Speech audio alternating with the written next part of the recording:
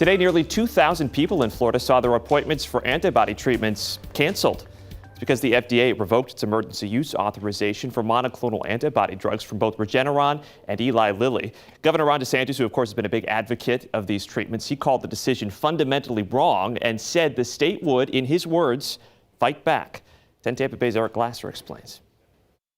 I think this is a good example of the system working. Dr. Jill Roberts with USF Public Health says the FDA revoked its emergency use authorization for two of the most popular monoclonal antibody treatments because data shows the drugs are ineffective against the Omicron variant. It was a really great treatment option when we had Delta, but once Omicron moved in, there really was no more reason to use it. We're going to fight back against this. Today, Governor Ron DeSantis lashed out at the FDA and Biden administration, saying the decision was based on limited information. But even if with Omicron it's half as effective or even 25% as effective, that's better than nothing for people. We don't want them to use products that they think are going to save their life that aren't. That's dangerous. At sites like this one in Tampa, workers wouldn't say whether anyone had shown up for their monoclonal antibody treatment, only to find out that that appointment had been canceled.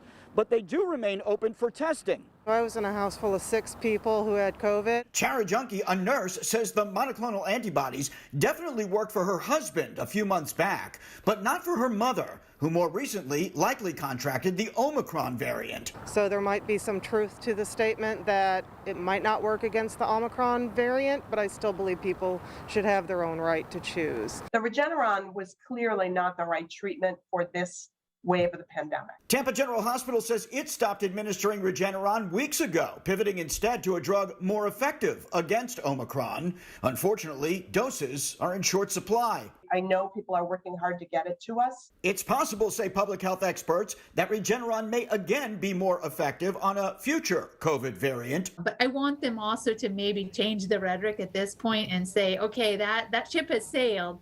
Let's talk now about how we can get the monoclonal antibodies that really work. We spoke with the Deputy Secretary of Health for Florida and asked why push for treatments that the companies have said are not effective. He told us that the Department of Health wants to see clinical studies in humans that show those two monoclonal antibody treatments don't work against Omicron. He wants more, he says, that the data the companies and the FDA have presented. And we wanted to know what other treatment options there are for Floridians. Let's take a deeper dive into what those are and how you can get them. There's a third monoclonal antibody treatment called Sotrovimab. Sorry, this is a tough one right there. Sotrovimab, there we go.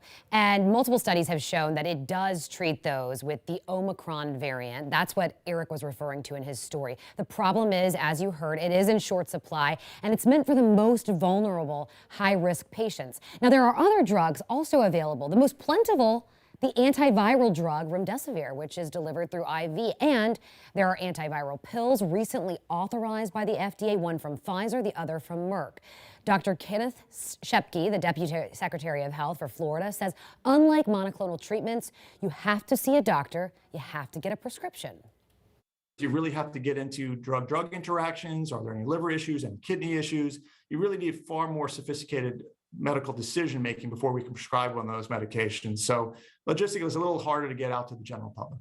And that's why the third option, the Sotrovimab, as a monoclonal would be great if we had enough from the federal government. It would be phenomenal if we had it. We saw how successful putting out mass access to monoclonal antibodies were over the Delta wave.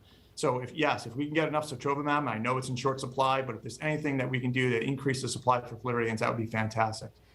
The Florida Department of Health does have a treatment locator on its website. You can click and then you can see which pharmacies have those antivirals available and which hospitals have the approved monoclonals.